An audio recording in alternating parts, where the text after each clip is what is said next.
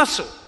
మీరు చిట్ట చివర దేన్ని స్మరించారో అది తీర్పు. పరమేశ్వరుడికి పునర్జన్మయందు అధికారము లేదు. బాగా గుర్తుపెట్టుకోండి మీరు ఈ విషయాన్ని.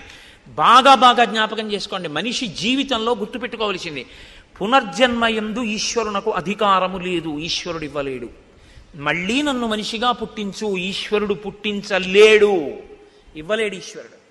ఎందుకో తెలుసా అండి? అది మీకు వదిలిపెట్టేశాడు మనిషికి. నీ పునర్జన్మ నీ చేతిలోనే ఉంచాను. మళ్ళీ పుడతావో మళ్ళీ పుట్టవో ఎటుపోతావో నీ ఇష్టం, నీకు వదిలేశాను. ఎలా వదిలేడో తెలుసా? మనసుకి స్మరణ ఉంటుంది, అందుకే స్మరహ అంటారు. ఎప్పుడూ తలుచుకుంటుంది.